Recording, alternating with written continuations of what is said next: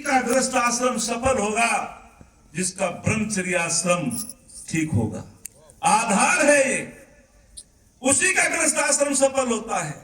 अरे स्वामी जी ने कहा कि गृहस्थ आश्रम में उसी को प्रवेश करना चाहिए जो चारों वेदों का विद्वान हो।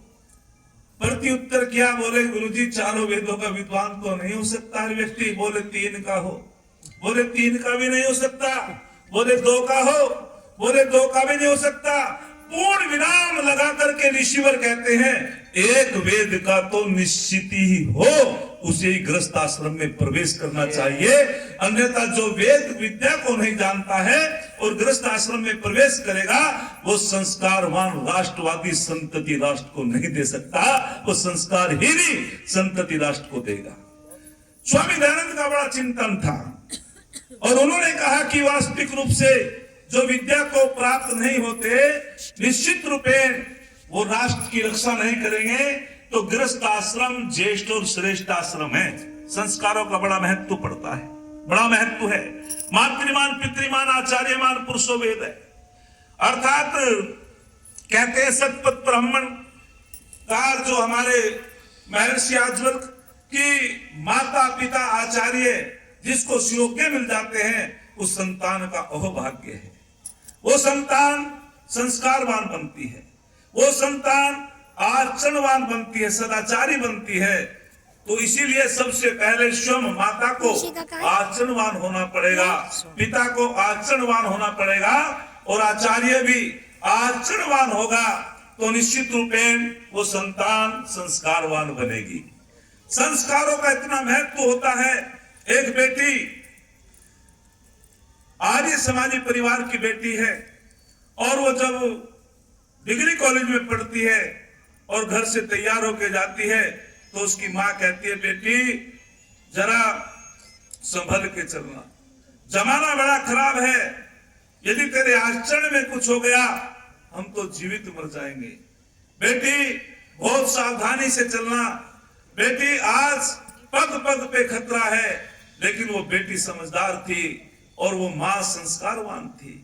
माँ अपनी उस बेटी को हर क्रियाओं पे ध्यान रखती थी। छोटी से छोटी जो वो क्रिया करती थी, देखती पढ़ती थी, एकांत में पढ़ भी रही है या कुछ और देख रही है, हर गतिविधियों पे माँ ध्यान रखती थी। माँ विदुषी थी, माँ सदाचारिणी थी। तो माँ जब बार बार उसको उपदेश देती है तो वो बेटी एक दिन कहती है कि माता जी आप मुझे अच्छा उपदेश देती हो। निश्चित रूपेण अरे जिसके घर में जवान बेटी होती है उस माता पिता को नींद नहीं आती है। यदि बेटी थोड़ा सा लेट हो जाती है कॉलेज से, माता पिता की नींद उड़ जाती है। क्योंकि ये जो बेटी है वास्तविक रूप से एक बहुत बड़ी ये धरोहर होती है, इसकी रक्षा भी बहुत बड़े स्तर पे करनी होती है। तो वो बार बार निवेदन करती है अपनी बेटी से, लेकिन बेटी क्या कहती है, माता जी आप बार बार मुझे अच्छा उपदेश देती हो, लेकिन याद रखना जब मैं अपने घर से तैयार होकर चलती हूँ एक आंख में मेरे बाप का चित्र होता है, एक आंख में मेरी माँ का चित्र होता है और मेरे मन मस्तिष्क में स्वामी दयानंद और आर्य समाज के संस्कार होते हैं। मुझे कोई पतित नहीं कर सकता, मुझे कोई रास्ते से नहीं हटा सकता। ये संस्कारों का महत्व होता है। और माँ, अरे माँ तो वास्तविक वेदों में माँ का स्थान तो बहुत ऊंचा है। कहा है हमारे शास्त्रों में उपाध्यायान दशाचार्य आचार्य नाम शतम पिता सहस्रम तु पितृन माता गौरवेणाति रिच्यते। शास्त्र कहता है कि दुनिया के लोगों सुनो, उपाध्यायान दशाचार्य। अब सब इन शब्दों को ध्यान से सुनेंगे। अर्थात उपाध्याय किसे कहते हैं, समझ लो अध्यापक को कहते हैं। अर्थात जो प्राइमरी का अध्यापक 10 मिलकर के जो संस्कार नहीं दे सकते वो गुरुकुल का एक आचार्य दे देता है। और जो गुरुकुल के 100 आचार्य मिलकर के बच्चे में संस्कार नहीं दे सकते वो एक पिता दे देता है। और जो 1000 पिता मिलकर के एक बच्चे को संस्कारित नहीं कर सकते वो संसार के अंदर एक माँ दे देती है, वो एक माँ दे देती है। लेकिन माँ मम्मी नहीं, माँ वो मां दे देती है मां। स्वामी विवेकानंद महाराज जी अमेरिका में पहुंचे, शिकागो के अंदर उन्होंने प्रवचन किया। बड़े लोग प्रभावित हुए। लोगों ने कहा, स्वामी जी आप कौन सी यूनिवर्सिटी में पढ़े हो, कौन से विश्वविद्यालय में पढ़े हो? स्वामी जी ने कहा, जिस विश्वविद्यालय में मैं पढ़ा वो तो टूट गया। बोले भारत में ही होगा ना? बोले था तो भारत में ही।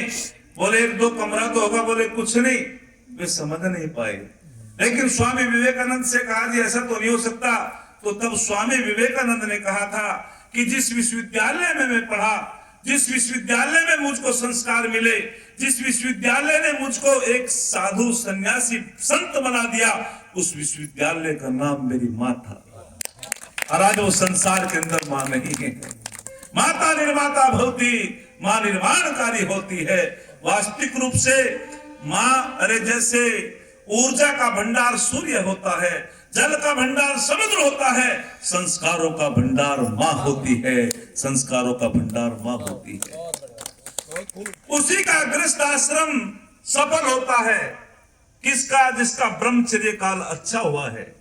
अर्थात जो गृहस्थ आश्रम में प्रवेश करके, कहते हैं कि एक बार युधिष्ठिर महाराज जी पितामह भीष्म के पास पहुंचे। बोले चारों आश्रमों में कौन सा आश्रम श्रेष्ठ है दादा ये बताओ? बोले सुनो पुत्र, अपनी मन की तराजू पे तोल के देखो। उन्होंने कहा ठीक है, मैं अपनी मन की तराजू पे तुला पे तोल के देखता हूं। उन्होंने ब्रह्मचर्य आश्रम को और जो गृहस्थ आश्रम है एक परड़े में रखा, और वानप्रस्थ आश्रम को, सन्यासी आश्रम को एक परड़े में रखा। बोले परड़ा अभी एक झुका हुआ है।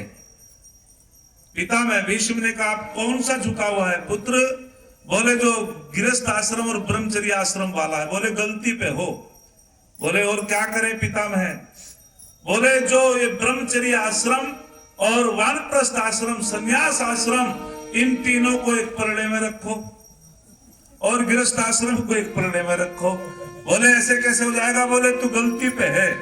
उसने मन की तराजू पे तुला पे फिर ऐसी किया। गृहस्थ आश्रम को एक परड़े में रखा और तीनों को एक परड़े में रखा। लेकिन बोले पितामह अब भी झुका हुआ है। कौन सा? गृहस्थ आश्रम। क्यों? गृहस्थ आश्रम ज्येष्ठ और श्रेष्ठ है। अरे गृहस्थ आश्रम के सुधार से ही सबका सुधार है, और जो गृहस्थ बिगड़ गया तो सब बिगड़ जाते हैं। अरे सदगृहस्थी ही, जो अच्छे माता पिता होते हैं, उनकी संस्कारवान संतान ही आगे चल करके सन्यासी बनती है।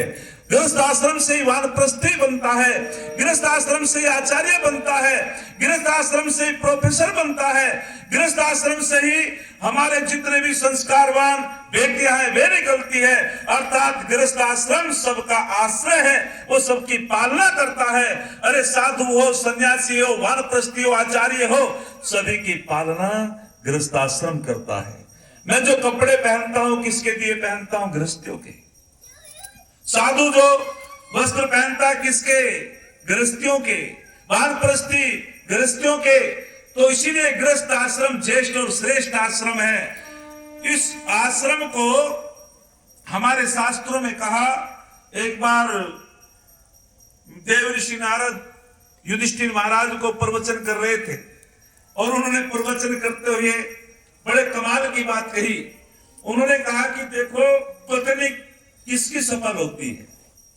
अर्थात वे युधिष्ठिर महाराज से कहते हैं कि किसकी पत्नी सफल होती है। मैं इस व्याख्यान का एक भाग आपके सामने रखता हूं, केवल गृहस्थ आश्रम का। ये तो बहुत बड़ा व्याख्यान है। तो उन्होंने कहा कि पत्नी की सफलता किसमें है। युधिष्ठिर महाराज खड़े हो गए, हाथ जोड़ करके बोले ऋषिवर आप ही बताओ कि पत्नी की सफलता किसमें है। तो उन्होंने कहा रतई वही दारा सफला। उन्होंने कहा कि पत्नी की जो सफलता होती है वो संस्कारवान पत्नी हो, और सुसंस्कारवान यदि संतान उत्पन्न हो, उस पत्नी की सफलता है तो सुप्रजा से है। यदि उसने सुप्रजा को जन्म दिया है तो पत्नी की सफलता है। यदि उसने संस्कारवान संतान को जन्म नहीं दिया है तो पत्नी की कोई सफलता नहीं है। और क्या कहा? उन्होंने कहा कि देखो मैं आपसे भी प्रश्न पूछता हूं, अधिक संतान सुख देने वाली होती है, कम संतान सुख देने वाली होती है? बोलो। कम। हमारे निर्मल जी कह रहे हैं कम, कुछ कहते हैं हाँ, कुछ कहते हैं अधिक संतान सुख देने वाली होती है, कुछ कहते हैं कम संतान सुख देने वाली होती है। लेकिन याद रखना, यदि कम संतान सुख देने वाली होती तो कंस तो अकेला ही था, बोलो। और यदि अधिक संतान सुख देने वाली होती तो दुर्योधन तो बहुत थे। ना अधिक संतान सुख देने वाली होती है, ना कम संतान सुख देने वाली होती है। जो संस्कारवान संतान वो सुख देने वाली होती है, वो सुख देने वाली होती है। चाहे किसी के 1 हो और चाहे किसी के 10 हो, लेकिन जो संस्कारवान संतान होती है वो सुख देने वाली होती है। तो ये आपके बीच में मैंने जो बात रखी, गृहस्थ आश्रम ज्येष्ठ और श्रेष्ठ आश्रम है, तो उन्हीं का ज्येष्ठ और श्रेष्ठ आश्रम बनेगा जो वेदों के विद्वान होंगे, गुरुकुल में पढ़ेंगे। गुरुकुल में पढ़ने वाला, अरे जब छोटा सा बच्चा उपनयन, जब हम संस्कारों से जुड़ेंगे तभी हमारी संतान अच्छी होगी। और वे अच्छी संतान, संस्कारवान संतान जब विवाह करेंगी, गृहस्थ आश्रम में जाएंगी, तो गृहस्थ आश्रम ज्येष्ठ और श्रेष्ठ बन जाएगा। हर स्त्री ब्रह्मा नहीं होती भाई। कभी सोचे हर स्त्री ब्रह्मा होती है? कहते हैं कि हर स्त्री ब्रह्मा नहीं होती, स्त्री ही ब्रह्मा बहुविध है। जब समाज के अंदर कौन सी स्त्री ब्रह्मा होती है? मेरी बहन सुलभा शास्त्री ब्रह्मा होती है, जो गुरुकुल में पढ़ी है और समाज का निर्माण कर रही है।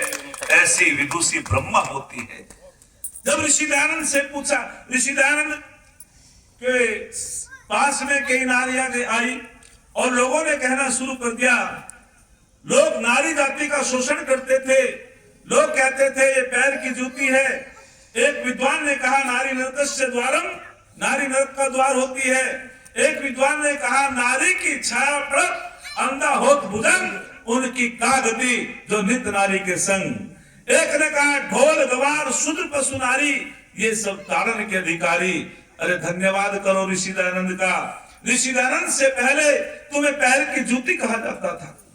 ऋषि दयानंद से पहले पति की मृत्यु के बाद में तुम्हें अग्नि कुंड में जला दिया जाता था। ऋषि दयानंद से पहले तुम्हारे बाल काट करके तुम्हें गांव से निकाल दिया जाता था। ऋषि दयानंद से पहले तुम्हें ऐसी दृष्टि से देखा जाता था कि ये तो जो है पवित्र कर्म नहीं कर सकती, वेद नहीं पढ़ सकती, और जो छोटी छोटी उम्र में शादी हो जाती थी और पति की मृत्यु हो जाती थी, दोबारा से पुनर्विवाह का कोई कानून नहीं था। उसका जीवन इतना परेशान होती थी वो बेटी। लेकिन उस वेदना को समझा स्वामी दयानंद ने, और समझ करके एक नारी स्वामी जी के पास गई और नारी ने कहा, स्वामी जी मैं पूछना चाहती हूँ कि आपकी दृष्टि में नारी का क्या सम्मान है? बहनों, माता बहनों, मैं आपके सामने बताना चाहता हूं। बैठ जाओ भाई, ए बच्चे बैठ। मैं आपके सामने बताना चाहता हूं कि उस समय इतना शोषण, नारी जाति का इतना उत्पीड़न हो रहा था। यदि स्वामी दयानंद न होते तो आज सुलभा शास्त्री ना होती। यदि स्वामी दयानंद ना होते, प्रधानमंत्री ना बनती, मुख्यमंत्री ना बनती। ये सारा का सारा श्रेय जाता है तो स्वामी दयानंद को जाता है, स्वामी दयानंद को जाता है। प्रकाशवीर शास्त्री जी प्रधानमंत्री इंदिरा गांधी जी थे, वे सांसद महोदय थे। प्रकाशवीर शास्त्री ने इंदिरा गांधी जी से पूछा कि मैं पूछना चाहता हूं तुम्हें प्रधानमंत्री किसने बनाया? बोले जनता ने बनाया। दोबारा से फिर प्रश्न पूछा कि मैं पूछना चाहता हूं तुम्हें प्रधानमंत्री किसने बनाया? बोले जनता ने बनाया। तीसरी बार फिर पूछा, लेकिन इंदिरा गांधी समझ गई कि जो मैं इनको उत्तर दे रही हूं मेरे उत्तर से संतुष्ट नहीं है। बोले शास्त्री जी बार बार तो बता रही हूं कि जनता ने बनाया। तब प्रकाशवीर शास्त्री ने कहा था कि जनता तो तब भी थी स्वामी दयानंद से पहले, जब तुम्हें पैर की जूती कहा जाता था, तुम्हें उद्घोषणा कर दी थी स्त्री शूद्रो नाट्यताम, स्त्री को शूद्रों को पढ़ने का अधिकार नहीं है। अरे जनता तो तब भी थी। यदि ये श्रेय जाता है तो स्वामी दयानंद को जाता है, ऋषि दयानंद को जाता है। इंदिरा गांधी को वो बात माननी पड़ी कि वास्तविक तुम ठीक कहते हो। तो जब पैर की जूती बता रहे थे और स्वामी दयानंद के पास वो नारी गई और कुछ कहते थे नारी के अंदर आत्मा नहीं होती है।